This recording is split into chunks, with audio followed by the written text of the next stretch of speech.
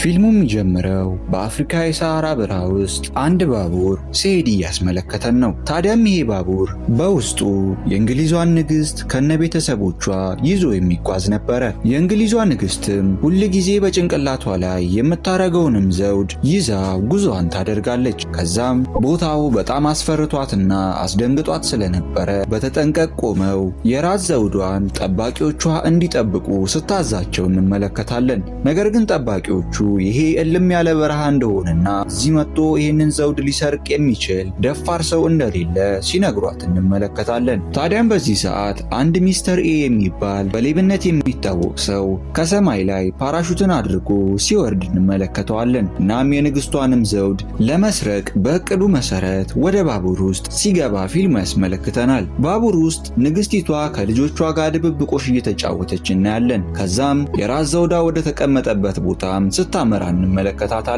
እዛም እንደደረሰች ወደ ውስጥ ገብታ የራስ ዘውዷን ማየት እንደምትፈልግ ነግራቸው ጠባቂዎቹን ትታ ትገባለች። ነገር ግን ብዙም ሳይቆይ ራሷ ንግስቲቷን የምትመስል ሌላ ሴት ወደ ቦታው ትመጣለች። ታዲያም ይህንን የተመለከቱት ጠባቂዎች በነገሩ በጣም ይደናገጣሉ፣ ግራም ይጋባሉ። እናም ውስጥ እንደነበረችና በየት በኩል እንደወጣች ንግስቲቷን ይጠይቋታል። ነገር ግን ንግስቲቷ እሷ ከልጆቿ ጋር ድብብቆሽ እየተጫወተች እንደነበረ አሁን ላይ ዘውዷን ለማየት እንደመጣች ትነግራቸዋለች። ይህንንም የሰሙት የንግስቲቷ ጠባቂዎች በነገሩ በጣም በመደናገጥ በሩን በከፈቱት ሰዓት ኤ የሚል ቅርጽ ያለው ብረት ሌባው ሚስተር ኤ አስቀምጦላቸው መሄዱን ይመለከታሉ። ይህንንም የተመለከቱት የንግስቲቷ ጠባቂዎች ዘውዱ እንደተሰረቀ በተገነዘቡ ሰዓት የሰረቀውን ሰውዬ አባሮ ለመያዝ ሲሞክሩና ሲጠሩ እንመለከታቸዋለን። እናም ከባቡር አናት ላይም በመውጣት ሚስተር ኤ እና የንግስቲቷ ጠባቂዎች መፋለም ይጀምራሉ። ነገር ግን ሚስተር ኤ የድብድብ ብቃት ስለነበረው ተፋላሚዎቹን የንግስቲቷን ጠባቂዎች በቀላሉ ማሸነፍ ይችላል። ከዛም አንድን ገመድ በመጠቀም በነበረው የቴክኖሎጂ አቅም አማካኝነት ባቡሩ ላይ ተንጠልጥሎ ለመሄድ ሲሞክር እንመለከተዋለን። ታዲያም በዚህ ሰዓት ሌላው የንግስቲቷ ጠባቂ ጠመንጃውን አውጥቶ ሚስተር ኤ ላይ ተኩስበታል። ነገር ግን ሚስተር ኤ በሰውየው የጠመንጃ ተኩስ አንድም ሳይጎዳ ሰውየውን መቶ ከጣለው በኋላ ከቦታው ማምለጥ ይችላል። በሌላ ትዕይንት ፊልሙ አንድ አሊ የሚባልን ሰው ያስመለክተናል። አሊ በአካባቢው ከሚገኙ የአደንዛዥ ዕፅ አዘዋዋሪዎች ጋር ስምምነት ሲያደርግ እንመለከተዋለን። ነገር ግን አሊ ያልተረዳው ነገር ከኪሱ መታወቂያው እንደወደቀ ነበረ። አሊ ለፖሊስ የሚሰራ ሰው ሲሆን በቦታው የነበሩትም የዕፅ አዘዋዋሪዎች አሊ ፖሊስ እንደሆነና ለፖሊስ እንደሚሰራ ባወቁ ሰዓት ሽጉጥ ሊተኩሱበት ይሞክራሉ። ነገር ግን ጓደኛው ጃዬ ከየት መጣ ሳይባል አሊን ሊያስጥለው ይሞክራል። ከዛም ዘዋዋሪዎቹንም በቁጥጥር ስር ያውላቸዋል። በመቀጠል ፊልሙ ኦፊሰር ሽናሊ የምትባል ሌላ ባለታሪክን ሲያስመለክተን እናየዋለን። ኦፊሰር ሽናሊ የጃዬ የቅርብ ጓደኛው ስትሆን ለነ ጃዬ ሚስተር ኤ ስለሚባል አንድ ሌባ ስትነግራቸው ፊልሙ ያስመለክተናል። ሚስተር ኤ በየዓለማቱ እየዞረ የተለያዩ ውድና ለብዙ ሰዎች አስፈላጊ ሊሆኑ የሚችሉ ዕቃዎችን እየዘረፈ እንዳከማቸና ይህ ሰው በፍጥነት ተይዞ ለሕግና ለፖሊስ መቅረብ እንዳለበት ስትነግራቸውም እናያለን። ታዲያ ይህንንም የሰማው ጃዬ የሚስተር ኤ ቀጣይ እና የዝርፊያ ቦታ ሊሆን የሚችለውን ቦታ ተረድቶት ስለነበረ ወደዛ ቡድን አሰባስቦ በመሄድ ሰውየውን መያዝ እንደሚችሉና መፍጠን እንዳለባቸው በቦታው ለተሰበሰቡት የፖሊስ ኃላፊዎች እሱም ከኦፊሰር ሽናሊ በኋላ ሲያወራ እንመለከተዋለን።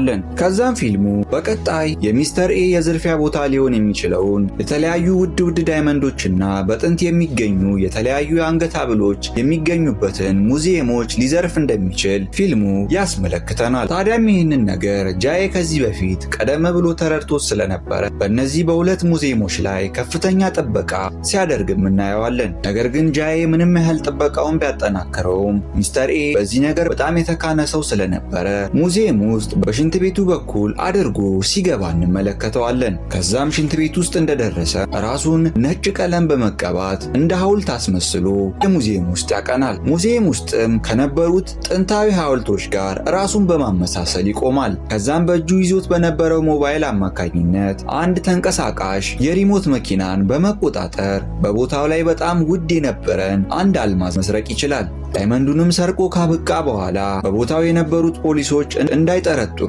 ዳይመንዱን ሊመስል የሚችል ጨረርን አስቀምጦባቸው ይሄዳል። በሌላ ትዕይንት ጃዬ ቡድኑ አሰባስቦ ይጠብቅበት የነበረ አንድ ሙዚየም ውስጥ የነበረው የአንገት ሐብል የውሸት እንደሆነ ሲሰማ ሚስተር ኤ ሊዘርፈው የሚችለው በሁለተኛው ሙዚየም ውስጥ የነበረውን ዳይመንድ እንደሆነ ይገምታል። ታዲያም ይህንን ካወቀ በኋላ በፍጥነት ወደዛ ቦታ ለመሄድና ቡድኑንም አሰባስቦ ሰውየውን እንዲያዝ ለማድረግ ሲሞክር ፊልሙ ያስመለክተናል። ታዲያም ከጃዬ በፊት አሊ ቀድሞ ደርሶ ስለነበረ በስልክ እያወሩ እያለ አሊ ከአንድ ትልቅ ጽዳት ሰራተኛ ጋር ይጋጫል። እናም ይቅርታን ብሏቸው ካለፈ በኋላ አሊ በነገሩ በጣም ይጠራጠራል። ምክንያቱም በዛን ቀን የነበሩት የሙዚየሙ ሰራተኞች እረፍት እንዲወጡ ተደርገው ስለነበረ ይሄ ሰውዬ በምንም ምክንያት ለጽዳት እዚህ መምጣት እንደማይችል ተረድቶም ስለነበረ ነው። እናም አስቆሞት ስሙንና ከየት እንደመጣ እንዲናገር ሲጠይቀው እንመለከታለን። ከዛም ቀስ ብሎ መታወቂያውን እንዲሰጣቸው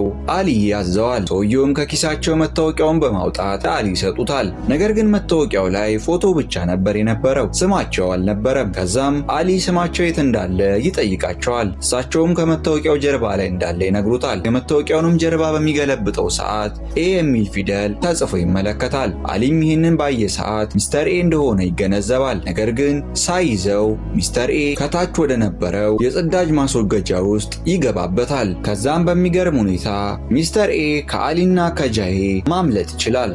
ከዛም ሚስተር ኤ ከቦታው ካመለጠ በኋላ በአቅራቢያ ወደሚገኝ ወደ አንድ የአውሮፕላን ማረፊያ ያመራል። እዛም ቁጭ ብሎ አውሮፕላን እየተጠባበቀ እያለ በቴሌቪዥን ላይ ስለሰረቀውና ቀጣይ ሊሰርቀው ስለሚችል ከ1000 ዓመት በላይ ስለቆየ ስለ አንድ ሻሞላ ሲያወሩ ይመለከታል። ስለ ቀጣይ ዝርፊያው ምንም ያላሰበው ሚስተር ኤ የዜና ዘገባዎቹ ባሉት መሰረት ያንን ነገር ለመስረቅ ጉጉት ያድርበታል። እናም በቀጣይ ቀን ማታ ላይ ወደዛ ቦታ ያመራል። በተመሳሳይ ትዕይንት በቦታው የነበረው ጄ ከጓደኞቹ ጋር ቁጭ በማለት መጣ ይችላል ብሎ የገመተውን ሚስተር ኤን እየጠበቀው ፊልም ያስመለክተናል። ነገር ግን ጄ ያላወቀው ነገር ሚስተር ኤ ቀድሞት በቦታው ውስጥ ገብቶ ነበረ። በቦታው ላይ ሚስተር ኤ ሊሰርቀው ያሰበውን ነገር ሌላ ተመሳሳይ ሰው ሊሰርቅ ሲመጣ ያጋጥመዋል። ከዛም ሌላኛው ሌባ በመስገብገብ ሻሞላውን ሊያነሳ ሲል ሚስተር ኤ እንዳያነሳ ያስጠነቅቀዋል። ምክንያቱም ሻሞላው በአይን በማይታዩ ሌዘሮች የተከበበ እንደሆነና ይህንን ነገር ሊያነሳ ሲል ሌዘሩን ከነካው አካባቢው ላይ ኤሌክትሪክ ሾክ የሚፈጥሩ ሌሎች ነገሮች ስላሉ በዛ ተንጠዝጥዘው እንደሚሞቱ ይነግረዋል። ይህንንም ብሎ ሚስተር ኤ ከኪሱ 1 ሳንቲም በማውጣት ወደ ሻሞላው ላይ ይወረውርበታል። ታዲያም ይህንን ባረገ ሰዓት በአካባቢው የነበረው አላርም መጮህ ይጀምራል። በዚህም ሰዓት የአካባቢው ጥበቆች ወደ ውስጥ በገቡ ጊዜ ሚስተር ኤ ተናግሮት እንደነበረው ሰዎቹ በሙሉ በኤሌክትሪክ ተንጠዝጥዘው ራሳቸውን ይስታሉ። ይህንንም አጋጣሚ ተጠቅሞ ሌላኛው ሌባ ሚስተር ኤ ሲፈልገው የነበረውን በወርቅ የተጥለቀለቀ ሻሞላ አንስቶ ከቦታው ለመውጣት ይሞክራል። ነገር ግን ጣሪያ ላይ ጄና የጄ ቡድን የነበረችው ኦፊሰር ሱናሊ ከሌባው ጋር ትገናኛለች። እናም ሽጉጥ አውጥታ እንዳይሄድ ልትነግረው ትሞክራለች። ታዲያም በዚህ ሰዓት ሚስተር ኤ በመምጣት ሌላኛውን ሌባ ሊያስጥለው ይሞክራል። እንደዚህ አይነትም ሁኔታ ሌላኛውን ሌባ በመያዝ ከቦታው ማምለጥ ይችላል። ከቦታውም ካመለጡ በኋላ ሚስተር ኤ ይዞት የነበረው ሌባ ወንድ ሳይሆን ሴት መሆኗን ይገነዘባል። ሌባዋም ስሟን ሱኔሪ በማለት ለሚስተር ኤ ታስተዋውቀዋለች። በመቀጠልም ይህንን ሻሞላ ለመስረቅ ያሰበችው እሱን ለማግኘት አስባና ከሱ ጋር ስራ መስራት እንደምትፈልግ ስትነግረው እንመለከታለን። ነገር ግን ሚስተር ኤ ከማንም ጋር መስራት እንደማይፈልግና ከሷ ጋርም መስራት እንደማይችል ነግሯት ሻሞላውን ተቀብሏት ትቷት ይሄዳል። ሚስተር ኤ ይህንን ይበል እንጂ ከዛን ቀን ጀምሮ ሱኔሪን መከታተልና የምታረገውን ነገር ማየት ይጀምራል። እናም በድርጊቷና በክንውኗ መገረምና መደነቅም ይቀጥላል። ከዛም በስተመጨረሻ ላይ ከሷ ጋር ለመስራትም ሲስማማ ፊልሙ ያስመለክተናል።